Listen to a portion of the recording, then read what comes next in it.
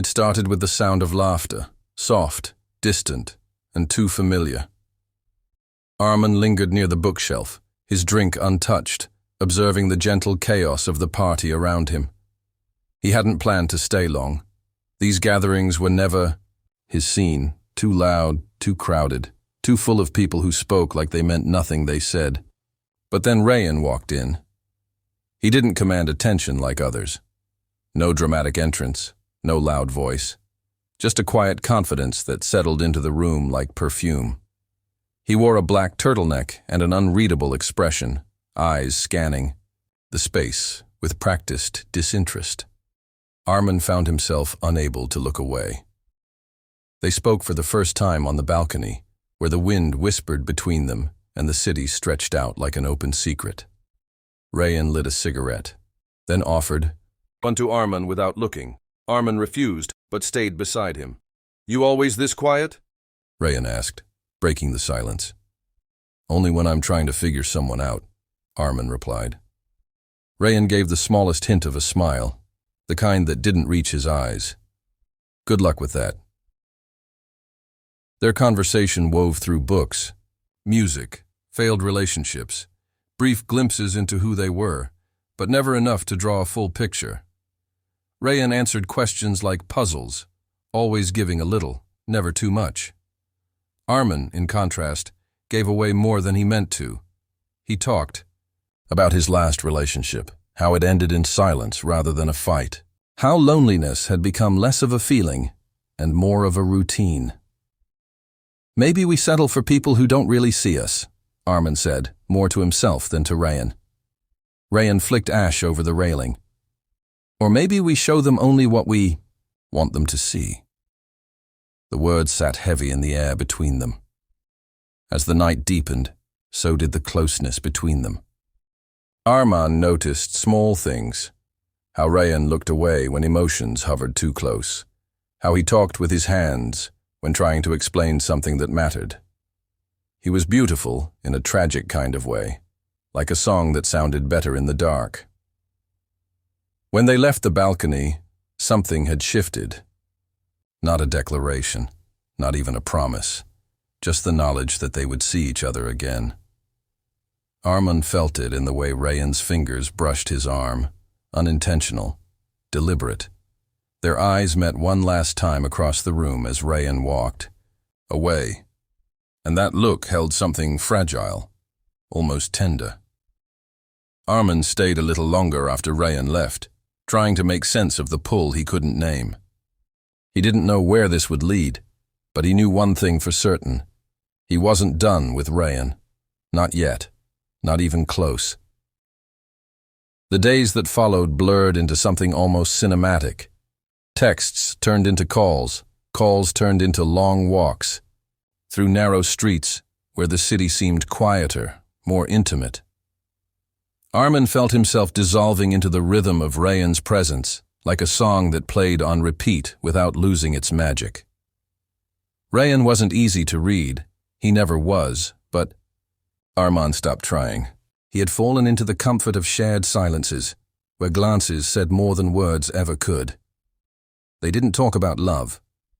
That word felt too sharp, too early. But there was something in the way Reyan would pause before answering, or how his hand sometimes lingered a moment longer when passing the salt, brushing against Arman's fingers. These small moments stitched themselves into something larger, something Arman dared not name aloud. Reyan had boundaries, though, firm, silent ones. He never let Arman stay the night. They would sit side by side on Reyan's worn-out couch, legs touching, watching old movies that neither of them finished. The nights always ended the same. A long hug at the door, a smile that felt like both an invitation and a warning, and Arman walking home with a heart that ached in strange, hopeful ways. Then came the night that broke routine.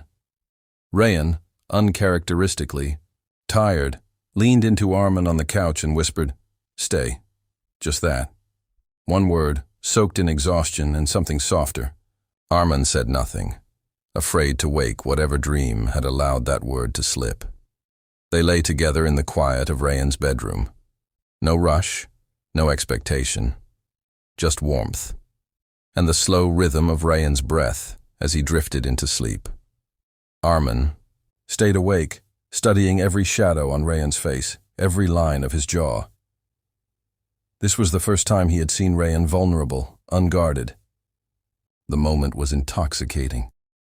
A soft sound escaped Reyan's lips, a name, unfamiliar, quick, and almost lost in the stillness. Arman froze. His heart beat louder than the ticking clock on the wall. He told himself he had misheard, or that it didn't matter. He convinced himself of that as he pressed his forehead to Reyan's shoulder, as if closeness could erase doubt. But then the phone lit up on the bedside table. Arman didn't move, didn't reach. He only read what was visible on the screen. Half, a name, a heart emoji, the timestamp of a message sent just minutes before they had fallen asleep. He looked at Reyan again, peaceful and unreachable. The trust he had been building began to shift, not collapse, but sway. Arman closed his eyes and tried to memorize the feel of that moment, unsure whether to hold it or let it go. Outside, the city carried on in its usual indifference.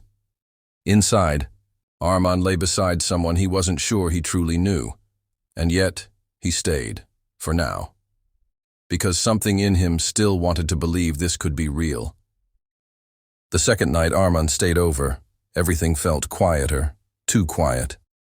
Reyan had cooked for them, a simple pasta dish served with soft music in the background. They talked less than usual, though not out of discomfort. It was the kind of silence that came when two people had grown used to one another's presence. Arman watched Reyan's face as he laughed at something he barely heard, memorizing each flicker of expression, as if this was the last time he'd see it. Later, in bed, Reyan fell asleep quickly. His breaths grew steady, his fingers relaxed where they had rested against Arman's hip. But Arman remained awake, staring at the ceiling, the soft pulse of anxiety returning like a distant drumbeat. That name, whispered in the previous sleep, hadn't left his mind, nor had the message. He hadn't mentioned it. He hadn't dared. Moonlight bled in through the curtains, casting pale shadows across the room. The phone was there again, face down this time. Arman stared at it for a long, while the silence between each breath of Reyan's stretching like wire. A question surfaced, raw and unrelenting. What else don't I know? He reached for it. His fingers hovered before making contact. One swipe, no password. The phone unlocked, and with it, the illusion unraveled. There were dozens of messages, not just from one person, but two. Names he didn't recognize, conversations that spanned weeks, some flirtatious, others intimate. Pictures, plans, promises. Arman scrolled slowly, feeling something inside him tighten with every word. They weren't just affairs, they were connections. Different ones, each threaded with a different version of Reyan. He looked at Reyan, still asleep, bathed in the soft, unknowing glow of the night. There was no malice in his face, no guilt, only calm. But to Arman, that stillness became unbearable. This was the man who had whispered into his soul, who had peeled back his defenses with careful hands. And all the while, he had been giving those same hands to others. Arman set the phone down as gently as he had picked it up. He didn't cry. The sadness was too vast for tears. He got up quietly, pulling on his clothes in the half-dark, like someone trying not to wake a sleeping child. Each movement was deliberate, numb. When he reached the door, he looked back once. I took advantage of the moment while he was sleeping.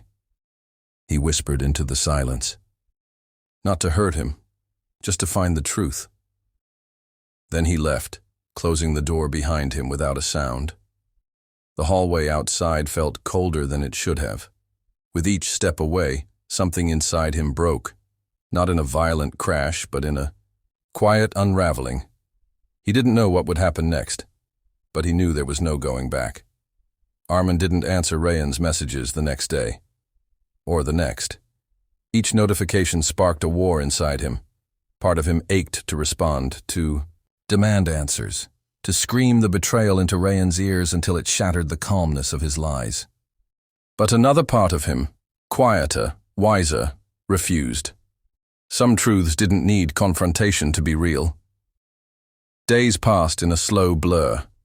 The city, once vivid in Reyan's company, now felt hollow, as if someone had drained the color from the streets.